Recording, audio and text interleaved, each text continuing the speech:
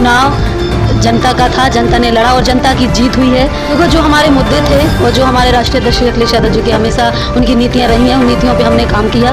PDA का मुद्दा जैसे राष्ट्रीय अध्यक्ष जी लेके आए हैं उस पर हमने काम किया और राष्ट्रीय अध्यक्ष जी के कार्यकाल में, समाजवादी पार्टी के कार्यकाल में बहुत ऐसे काम हुए हैं जो भारतीय जनता पार्टी कभी सोच भी नहीं सकती, चाहे वो शिक्षा हो, चाहे रोजगार हो, चाहे स्वास्थ्य की व्यवस्थाएं हों, और इन व्यवस्थाओं को हम निरंतर आगे काम करने का काम करेंगे। जनता ने रुझान पहले ही बना लिया था, 20 तारीख को वोटिंग हुई थी, 20 तारीख को ही डिसाइड हो गया था कि यहाँ से जीत समाजवादी पार्टी की होगी, यहाँ से जीत जनता की होगी, क्योंकि लोगों ने वोट किया था संविधान बचाने के लिए, लोकतंत्र बचाने के लिए और बच्चों का भविष्य को सुधारने के लिए, और उसकी जीत हुई है। तो ये पूरा जो क्रेडिट जाता है ये जनता को जाता है। जिस तरीके से भारतीय जनता पार्टी ने झूठ पे अभी तक उनकी सरकार चल रही है, इस सत्य की विजय हुई है और अहंकार का अंत हुआ। मैं मनीष कुमार और आप सभी का टॉक विद मनीष में बहुत बहुत स्वागत है।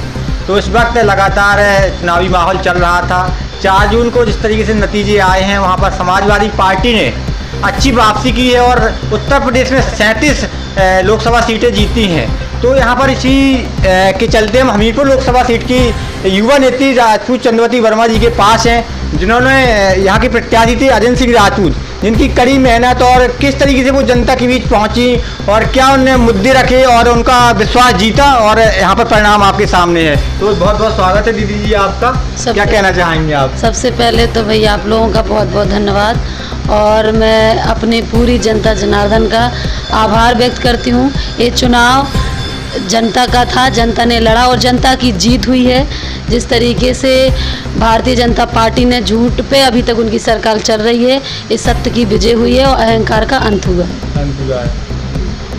आप जनता के बीच और किसानों के बीच, मजदूरों किस तरीके से पहुंची, उनको किस तरीके से आपने भरोसा जताया और आप किस तरीके से उनकी आप मदद कर पाएंगे? देखो जो हमारे मुद्दे थे और जो हमारे राष्ट्रीय अध्यक्ष अखिलेश यादव जी की हमेशा उनकी नीतियां रही हैं, उन नीतियों पे हमने काम किया।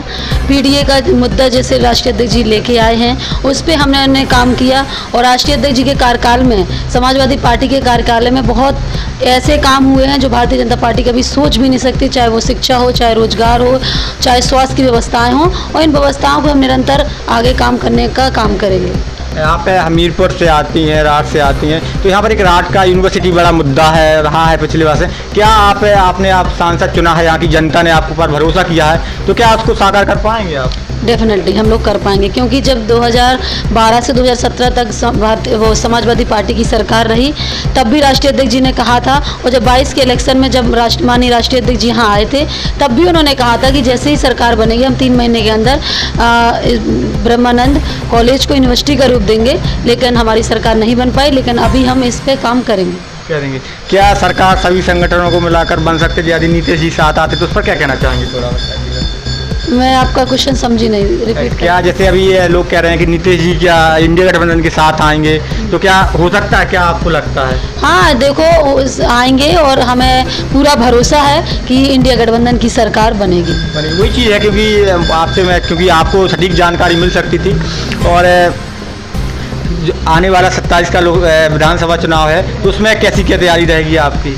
देखो हमारा जो समाजवादी पार्टी का जो कार्यकर्ता है बहुत संघर्षशील है, बहुत मेहनत करता है, और जिस तरीके से हमने मेहनत की है, ये मेहनत हमारी निरंतर जारी रहेगी, और 27 में समाजवादी पार्टी की सरकार आएगी, माननीय राष्ट्रीय अध्यक्ष श्री अखिलेश यादव जी मुख्यमंत्री बनेंगे। मैंने एक चीज़ देखा आपके अंदर, जो आप लगातार डोर टू डोर इसे कड़कती धूप में लोगों तक पहुंच रही थी, उसी बीच आपका एक्सीडेंट हो जाता है, तो उस पर क्या कहना चाहेंगे आप? देखो हमारा कर्तव्य था, और हम राष्ट्रीय अध्यक्ष जी की नीतियों पे चलने वाले लोग हैं, माननीय नेताजी को मानने वाले लोग हैं, और जिन्होंने जिस पार्टी का हमेशा नारा रहा है कि जो कभी झुकती नहीं है, हमेशा ये युवाओं की पार्टी है, और एक युवा होने के नाते, एक समाजवादी पार्टी की छोटी सी कार्यकर्ता होने के नाते हमारा कर्तव्य बना, और हमने अपने कर्तव्य को पूरी कर्तव्य से अच्छी तरीके से उस कर्तव्य को निभाया। मेरा आपसे आखिरी सवाल रहेगा इस तरीके से कि यहाँ पर एक राठ में जो है कि यहाँ से प्रधानमंत्री जी से लेकर के उप मुख्यमंत्री, सांसद जी हो, मतलब सभी नेता यहाँ पर आते हैं, और यहाँ पे समाजवादी पार्टी का कोई भी नेता नहीं आ पाया है, तो उसको आपने कैसे मैनेज किया और किस तरीके से देखा और लड़ाई लड़ी? देखो, जनता ने रुझान पहले ही बना लिया था। 20 तारीख को वोटिंग हुई थी, 20 तारीख को ही डिसाइड हो गया था कि यहाँ से जीत समाजवादी पार्टी की होगी, यहाँ से जीत जनता की होगी, क्योंकि लोगों ने वोट किया था संविधान बचाने के लिए, लोकतंत्र बचाने के लिए और बच्चों का भविष्य को सुधारने के लिए, और उसकी जीत ये हुई है। तो ये पूरा जो क्रेडिट जाता है ये जनता को जाता है, क्योंकि कहीं ना कहीं प्रधानमंत्री जी आए और बहुत सारे सभी पदाधिकारी आए, मध्य प्रदेश के मुख्यमंत्री भी आए, फिर भी उससे कोई फर्क नहीं पड़ता। देखो, जनता जान चुकी थी कि मोदी जी की जो गारंटी है वो झूठी गारंटी है, चाहे वो उन्होंने रोजगार के वादे किए हों, चाहे किसानों के वादे किए हों, वो सारे झूठ थे। तो जनता जान चुकी थी और जनता ने फिर जनता ही नेता बनाती। उन्होंने जैसे उन्होंने वो 14 में आए थे और 24 में चले जाएंगे जी।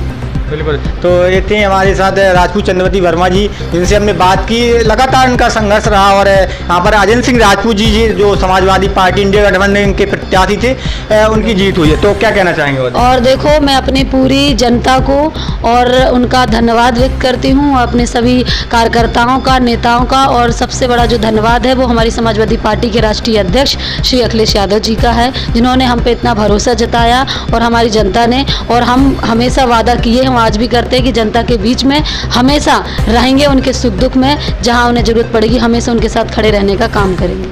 तो थैंक यू जी, आपने अपना बहुमूल्य समय निकाला और हमारे साथ बात की। तो ऐसे ही राजपूत चंद्रवती वर्मा जी, जिन्होंने लगातार पार्टी के लिए मेहनत की और इनको प्रत्याशी बनाया था विधानसभा का पिछले में 22 के चुनाव में। तो थैंक यू दीदी। और आप सभी देख रहे थे टॉक विद मनीष। यदि वीडियो अच्छा लगे तो चैनल को सब्सक्राइब करो, वीडियो को शेयर जरूर करें। Thank you.